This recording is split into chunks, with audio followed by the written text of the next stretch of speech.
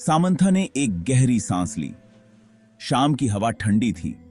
उसने अपनी चाय की चुस्की ली। रात बिल्कुल शांत थी, बहुत ज्यादा शांत। सामंथा उस पुराने घर में अकेली रहती थी। उसे यह घर बहुत पसंद था। इसके लकड़ी के फर्श, ऊंची छतें और बड़े बड़े कमरे, ये सब उसे हमेशा से अच्छे लगते थे। लेकिन आज कुछ अलग था। हवा में एक अजीब सा दबाव था, जैसे कोई उसे देख रहा हो। उसने खिड़की से बाहर देखा। अंधेरा था, बहुत ज्यादा अंधेरा। टिक टिक टिक, घड़ी की सुइयां और मेट्रोनोम की लयबद्ध ध्वनि ने कमरे में एक अजीब सी खामोशी भर दी थी। सामंथा ने अपने कान उठाए। उसकी आंखों में एक अजीब सी बेचैनी थी। क्या उसे वो आवाज फिर से सुनाई दी? हां, वहां। उसकी धड़कन तेज हो गई। छत से एक धीमी, लयबद्ध आवाज आ रही थी, जैसे कोई छुपा हुआ रहस्य उसे बुला रहा हो, जैसे कोई छोटा हथौड़ा लकड़ी पर बार बार वार कर रहा हो। हर वार के साथ उसकी जिज्ञासा बढ़ती जा रही थी। सामंथा उठी और आवाज का पीछा किया। उसके कदम धीमे और सावधान थे। ये आवाज उसे ऊपर अटारी की तरफ ले गई। सीढ़ियां चरमरा रही थीं, जैसे वे भी इस रहस्य का हिस्सा हों। अटारी का दरवाजा थोड़ा खुला था। अंदर से एक धुंधली सी रोशनी झांक रही थी। अंदर से एक धुंधली सी रोशनी आ रही थी, जैसे कोई पुरानी यादें उसे बुला रही हों। उसने धीरे से दरवाजा खोला। दरवाजे की चरमराहट ने उसकी धड़कन और तेज कर दी। एक पुरानी, धूल भरी गंध उसके नथुनों में भर गई। अटारी खाली थी। उसकी आंखें चारों ओर घूमने लगीं। बस कुछ पुराने बक्से और टूटे फूटे फर्नीचर के टुकड़े बिखरे पड़े थे। हर चीज पर धूल की मोटी परत जमी थी। टिक टिक की आवाज अब तेज हो गई थी। उसकी आंखें उस दिशा में टिक गईं। सामंथा ने एक टूटे हुए लैंप की ओर देखा। लैंप पर धूल की मोटी परत थी। आवाज वहां से आ रही थी। वो पास गई। उसके कदम धीमे और सावधान थे। उसका दिल जोर जोर से धड़क रहा था। हर कदम के साथ उसकी धड़कन और तेज हो रही थी। उसने लैंप को छूने के लिए हाथ बढ़ाया और तभी उसने उसे देखा। एक मकड़ी, एक बहुत बड़ी काली मकड़ी। उसकी उपस्थिति ने कमरे में एक अजीब सी ठंडक भर दी। उसके 8 लंबे पतले पैर थे, जो लैंप के चारों ओर लिपटे हुए थे। ऐसा लग रहा था जैसे वो किसी शिकार को जकड़ने के लिए तैयार हो। उसके शरीर पर लाल निशान थे। ये निशान उसे और भी भयानक बना रहे थे। और उसकी 8 आंखें, छोटी और चमकदार, सामंथा को घूर रही थीं। उन आंखों में एक अजीब सी चमक थी, जैसे वो उसकी आत्मा को देख रही हों। सामंथा का मुंह सूख गया। उसे लगा जैसे उसकी सारी हिम्मत एक ही पल में खत्म हो गई हो। उसे मकड़ियों से बहुत डर लगता था। बचपन से ही मकड़ियों का ख्याल भी उसे डराता था। लेकिन ये मकड़ी, ये तो कुछ और ही थी। ये किसी बुरे सपने से निकली हुई लग रही थी। ये अप्राकृतिक लग रही थी, खतरनाक। मकड़ी हिली। उसकी हरकतें धीमी और सटीक थीं, जैसे वो अपने अगले कदम की योजना बना रही हो। उसके पैर लैंप पर रेंगते हुए एक भयानक आवाज कर रहे थे। वो आवाज सामंथा के कानों में गूंज रही थी।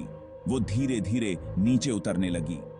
उसकी हरकतें इतनी धीमी थीं कि समय जैसे थम गया हो। सामंथा को लगा जैसे उसका दिल उसकी छाती से बाहर आ जाएगा। उसकी सांसें तेज हो गईं। वो पीछे हटी। उसकी नजरें मकड़ी पर टिकी हुई थीं। उसकी आंखें मकड़ी से हटने का नाम नहीं ले रही थीं। फिर उसने कुछ ऐसा देखा जिससे उसके खून में मानो पानी हो गया। मकड़ी के मुंह में कुछ था। मकड़ी के मुंह से कुछ टपक रहा था। वो तरल पदार्थ गाढ़ा और चिपचिपा था। कुछ गाढ़ा, कुछ लाल। वो तरल पदार्थ खून जैसा लग रहा था और सामंथा की रूह कांप उठी। खून। यह दृश्य किसी भयानक कहानी की शुरुआत जैसा था। वो मकड़ी के मुंह से खून टपक रहा था। यह दृश्य सामंथा के लिए किसी बुरे सपने से कम नहीं था। सामंथा ने घृणा और डर से अपना मुंह ढक लिया। उसकी आंखों में भय साफ झलक रहा था। ये कैसे हो सकता है? उसने खुद से सवाल किया। उसकी आवाज कांप रही थी। क्या ये मकड़ी मांसाहारी थी? टिक टिक टिक, उसकी धड़कनें तेज हो गईं। आवाज अब और भी तेज हो गई थी, जैसे कोई अदृश्य शक्ति उसे घेर रही हो।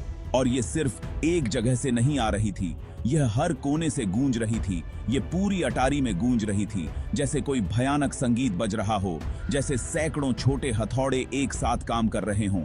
यह आवाजें सामंथा के दिल की धड़कनों से मेल खा रही थीं। सामंथा ने चारों ओर देखा। उसकी आंखें हर कोने को खोज रही थीं। फिर उसने उन्हें देख लिया। उसकी आंखें चौड़ी हो गईं।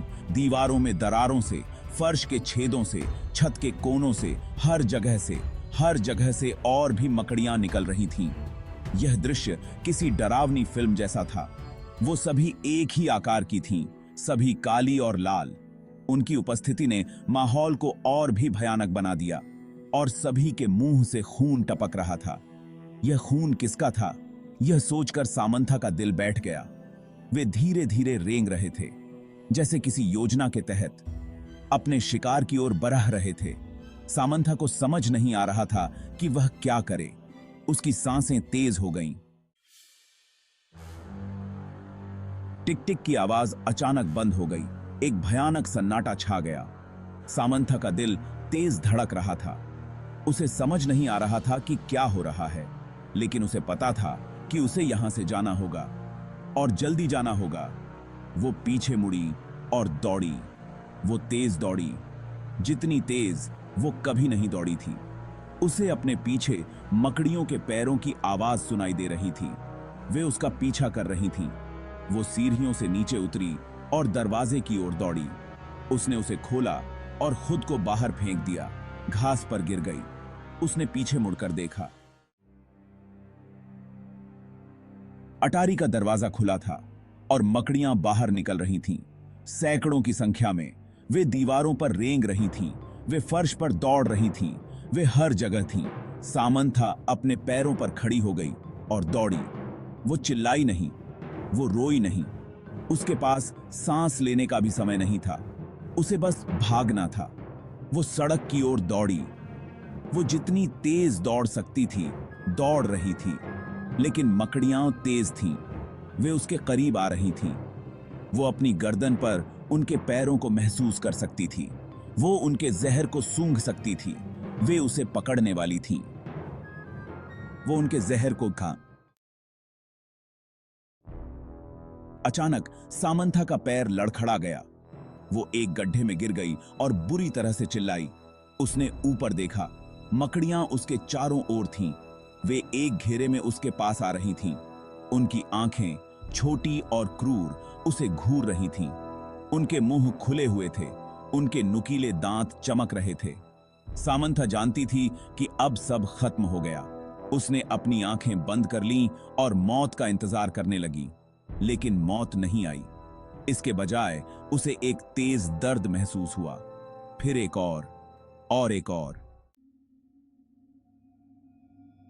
मकड़ियां काट रही थीं। वे उसके हाथों पर काट रही थीं, उसके पैरों पर, उसके चेहरे पर। उनके जहर उसके खून में फैल रहा था, उसे अंदर से जला रहा था। सामंथा दर्द से चिल्लाई। उसने खुद को छुड़ाने की कोशिश की, लेकिन यह बेकार था। मकड़ियां बहुत ताकतवर थीं और उनमें से बहुत सारी थीं। उसकी नजर धुंधली होने लगी। उसके कान बजने लगे। उसे चक्कर आने लगा। वो अपनी आंखें खुली रखने के लिए संघर्ष कर रही थी, लेकिन यह बहुत देर तक नहीं चल सका। अंधेरा उसके चारों ओर छा गया। उसे अब कुछ दिखाई नहीं दे रहा था। उसे अब कुछ सुनाई नहीं दे रहा था। उसे केवल दर्द महसूस हो रहा था, एक भयानक, असहनीय दर्द। और फिर वो भी चला गया। सामंथा अचानक उठी। वो पसीने से तरबतर थी। उसका दिल तेज धड़क रहा था। उसने चारों ओर देखा। वो अपने बिस्तर पर थी, उसका अपना कमरा। सब कुछ ठीक था। यह बस एक सपना था, एक बुरा सपना। लेकिन जैसे ही उसने अपनी बाहों पर नजर डाली, उसके खून ठंडा पड़ गया। छोटे लाल निशान, काटने के निशान, हर जगह। ये एक सपना नहीं था, ये एक दुस्वप्न था। और ये अब भी खत्म नहीं हुआ था।